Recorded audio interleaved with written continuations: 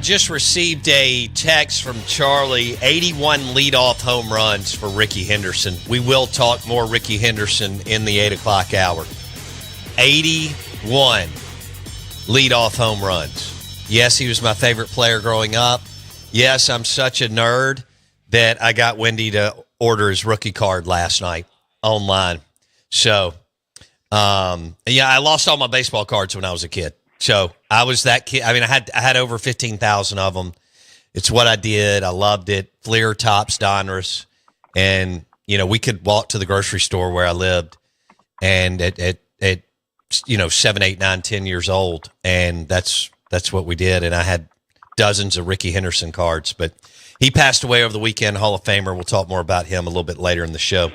Let's talk some college football on the Out of Bounds show.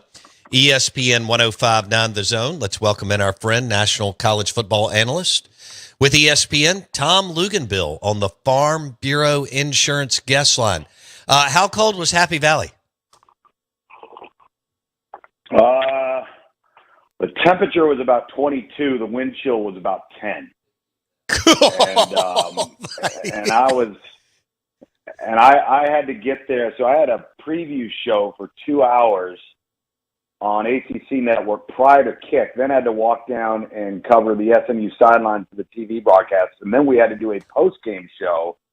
So I was in it for about 7.5 hours. And I'm not going to lie, I got back to the hotel room and I just stood in the shower and just stood there. Like my fingers and my toes it was brutal, man. I'm not kidding. It was brutal. And so I get back yesterday after my radio show. I get back and I've got a bowl game on the 26th in Phoenix, the Rate Bowl between Rutgers and Kansas State. Okay. And then I land in Charlotte last night, and one of my bosses is like, "Hey, listen, we're going to add you to the Fiesta Bowl, and we're going to have you be the reporter on Penn State's sideline." And so now I get to go into some pretty nice weather where I will be thawed out, and I'm not having to pack anything of bulk. That's for sure.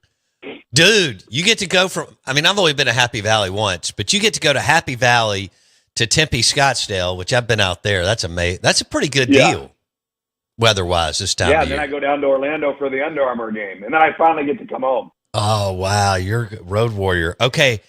Who's the K-State? I'm road warring it, yeah. Who's the K-State quarterback?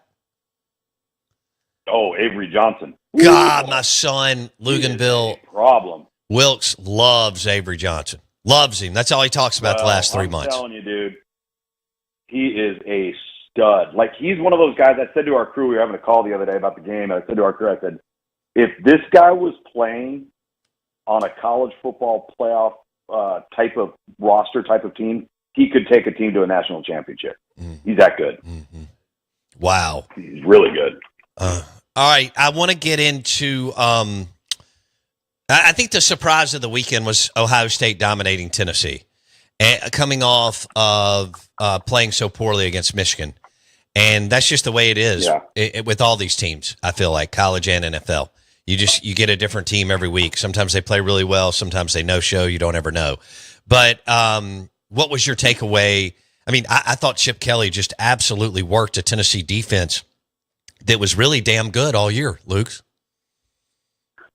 Well, he made the defensive front look pedestrian. James Pierce was invisible. It was like he wasn't even there. They couldn't create any pressure. They couldn't create any negative plays. And then on top of all of it, the one game that you needed your quarterback to play out of his mind, he did. And Will Howard played in a manner at Ohio State that he hadn't played all year long. And, you mentioned something that I think is really important is that, all of these teams this year, maybe this year more than recent memory, all of these teams have warts. They all have deficiencies. Like, we've seen Georgia look really good. We've seen Georgia look very pedestrian. We've seen Texas look really good. We've seen Texas look very pedestrian. Same thing with Ohio State, right? And then, you have an Oregon team sitting over there that has not one time looked pedestrian. They've played at a very high level, high standard, consistently throughout the year. But I really feel this played a big role because it happened everywhere. Playing at home sites in those types of conditions, which 3 of the 4 games were in sub-freezing conditions, matters.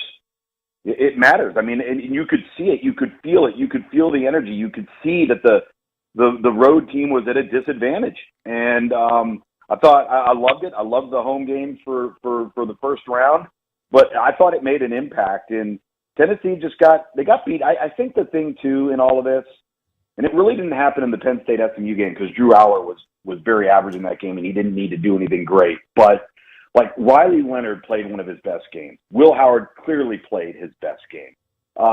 Quinn Ewers finally got back on track, and Arch Manning came in and made some plays. But the moral of the story is you're not getting through this gauntlet without great quarterback play. Right. You're just not. If you have a bad day under center, this is like the NFL playoffs, man. And you're gonna lose, and that's just and Nico Iamaleava is a good player, but he's a young player, but he didn't play well enough to give them a chance to win. No, he didn't, and I still don't know what to do with Ohio State even after that game. I mean, yeah, they played well, but now they play. Well, if you told me, how about this, Bo? If you told me that was the version we're going to see the rest of the way through, they're winning the national championship. Fair enough. But you can't trust it, no. Right? Like if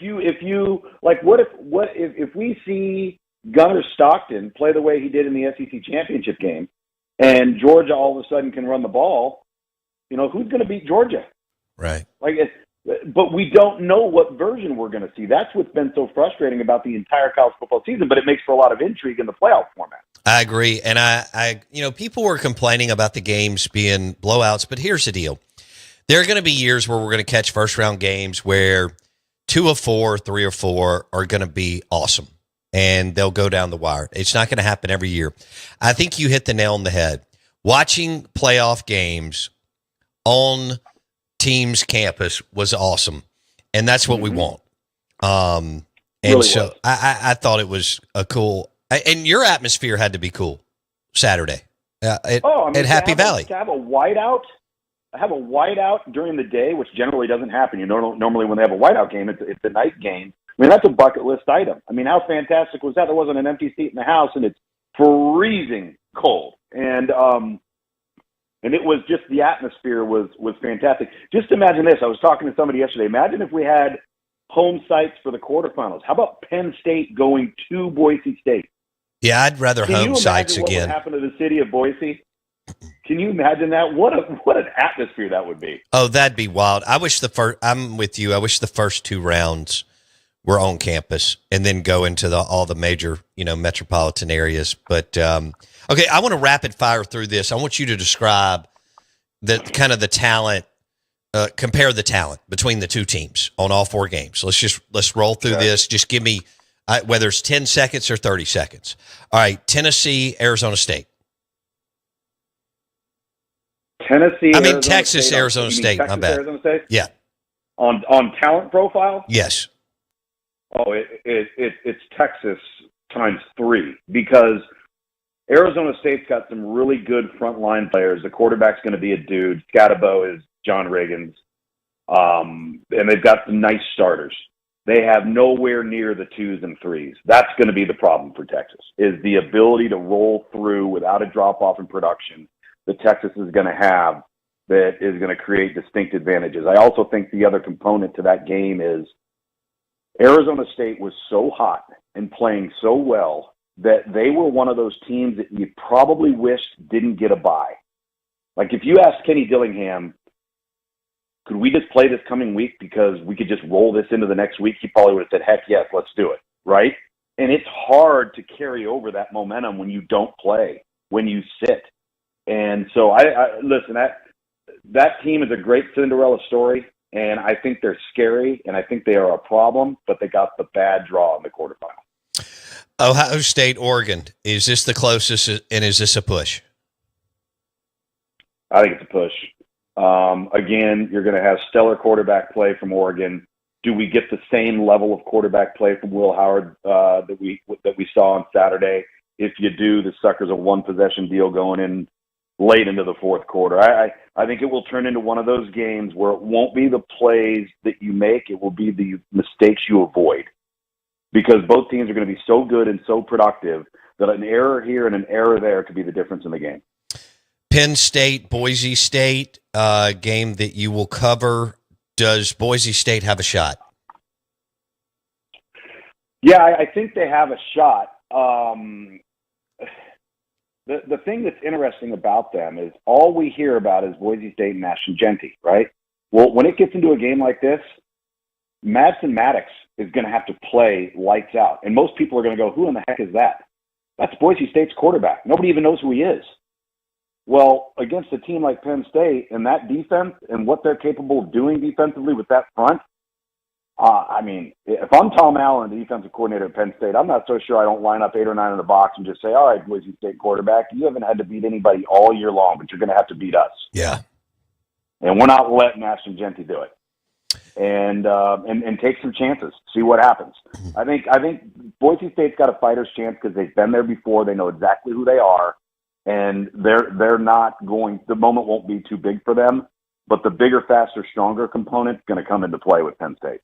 Tom Luginbill on the Farm Bureau Insurance guest line. Bundle your auto and home and save with your local Farm Bureau Insurance agent. You're listening to ESPN 105.9 The Zone. Luginbill walking us through the quarterfinals, second round of the college football playoffs that will be played on the 31st and 1st. All right, Notre Dame and Georgia. Describe how much more. Well, Freeman's closed the gap, I think, a little bit because he's done a hell of a job there. Yeah. But as far as athleticism and speed, describe the gap, Georgia, Notre Dame. Nowhere near as significant as it was when we've seen it versus Clemson and we saw it versus Alabama in the past. I'm serious when I say I think Notre Dame could win the national championship. They have two things that travel. Well, three. They can run the football, they stop the run, and they don't beat themselves. And they are one of those teams that is good enough at quarterback to beat you. And you saw Riley Leonard on Friday night make some plays, made a lot of plays with his feet, made a lot of off-schedule plays, does exactly what the offense requires of him. But that team will line up and run the ball right down your throat. And right now, Georgia is in the midst of their lowest per yards per game on the ground production in 20 years. They haven't been able to run the football as effectively as they have before.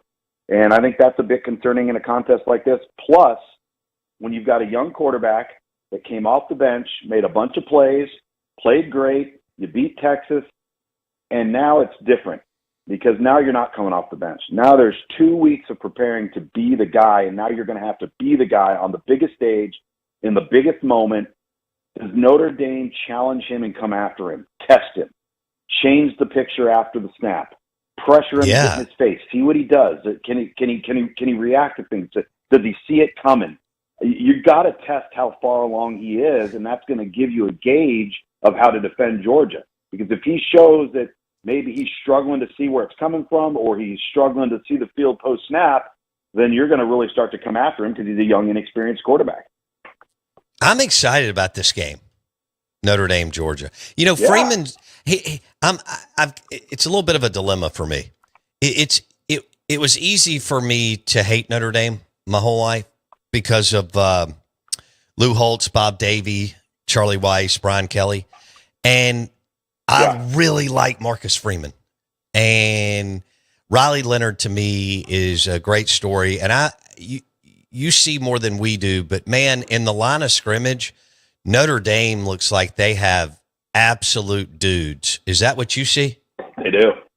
Absolutely. They do. I mean, that he's built that thing from the inside out, and he knows exactly who they are and what they want to be, and it can't be done without having those types of guys. And the other thing that's interesting with them too is, you don't see a mass exodus of players into the portal, right? You got a bunch of guys that are there and want to be there and they want to stay there. I mean, what did that say about that team? That's pretty impressive. All right, so best quarterback left is Dylan Gabriel? Or would you say, well, Bo, I'd say someone else will give him a run for his money? Or if it is clear-cut Dylan, who's the second best quarterback left in the college football playoffs? Well, it's Dylan right now just because of consistency of his performance week in, week out, quarter in, quarter out, half in, half out. It's been too good. It's been too steady. And that's what you have to have in this tournament. I'd say if Quinn Ewers is on, I would probably say Quinn, but he's been so up and down. I know he's battled a lower leg and ankle injury. I thought he moved pretty well the other night. But, we saw him play pretty good the other night. We didn't see him play very good against Georgia, and it's been a bit of an up and down season for him.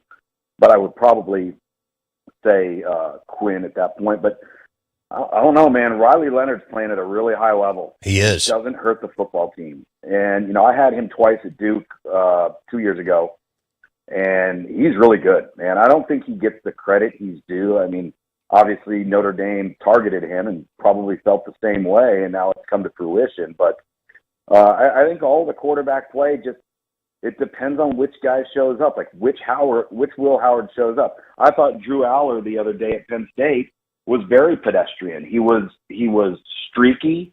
He wasn't overly accurate. They didn't score an offensive point until 5 minutes to go in the second quarter. It was SMU screwing it up on offense. It wasn't Penn State going up and down the field. And so I think he's going to have to get a lot better than he played for them to continue to advance. But they probably have, outside of Texas, Penn State probably has the best draw in the quarterfinal. That's fair enough. Tom Luginbill with ESPN on the Farm Bureau Insurance guest line. All right, I want to switch gears with you, Luke's. Jeff Lebby landed Luke Kromenhawk from Florida State. You know all about him. Yeah. Would you share with our listeners, give us kind of his scouting report and what you think about him as a young quarterback?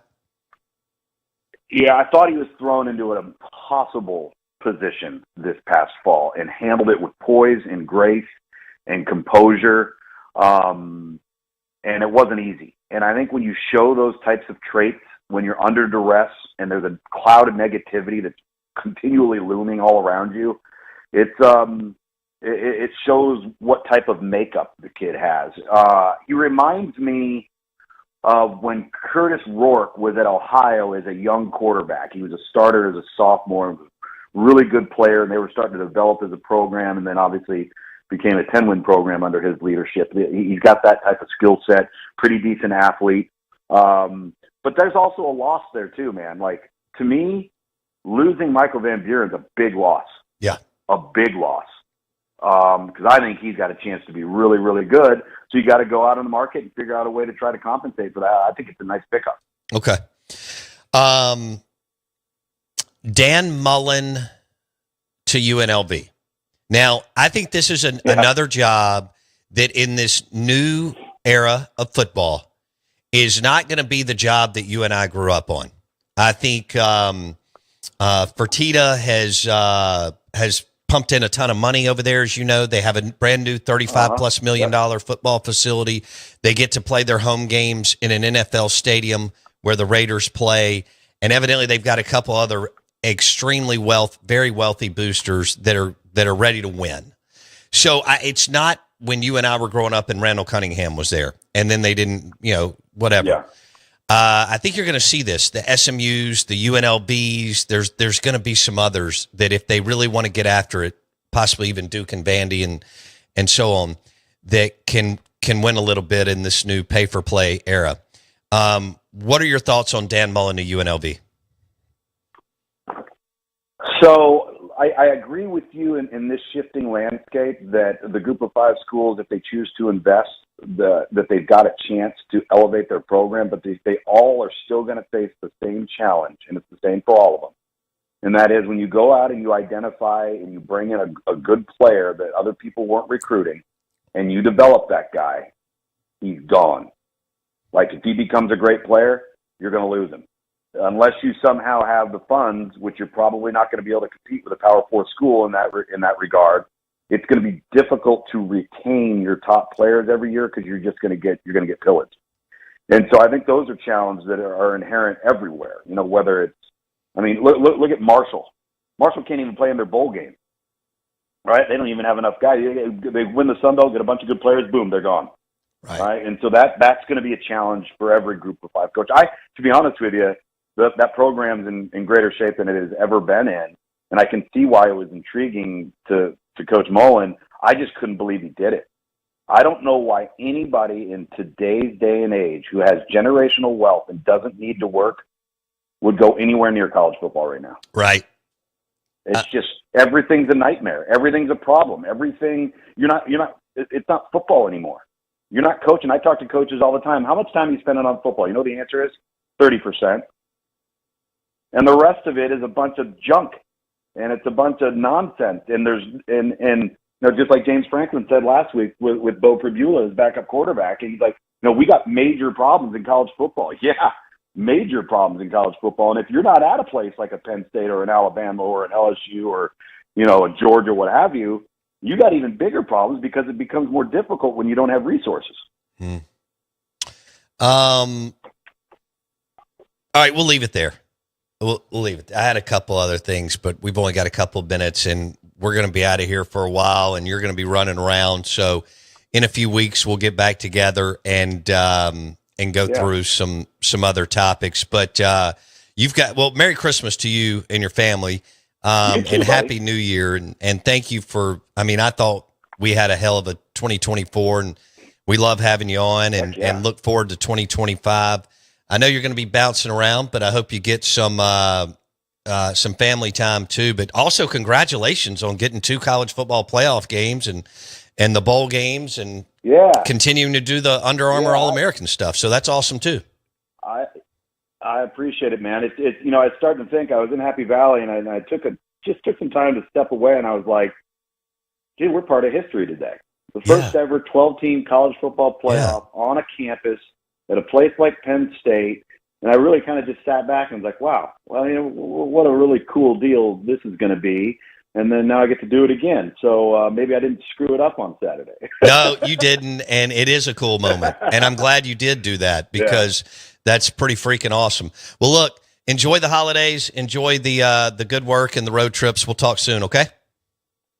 All right. Thanks, buddy. Merry Christmas. Merry Christmas, Tom Luginbill. And it was a heck of a 2024 with Luke's. From last January all the way through that hit right there.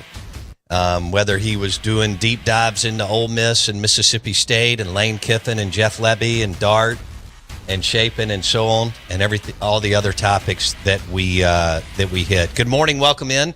This will be our last show for a week or so, and then we'll be back and ready to kick some tail. It's been a heck of a ride since Dallas, Texas, and SEC Media Days. My goodness. We are the Out of Bounds Show. We're brought to you by the Armory, Lake Harbor in Ridgeland. For all your firearms, optics, and suppressors, go to the Armory, Lake Harbor in Ridgeland, right in front of Kroger. This is ESPN 105.9 The Zone. Merry Christmas from myself and Straight Funk. Back in a second.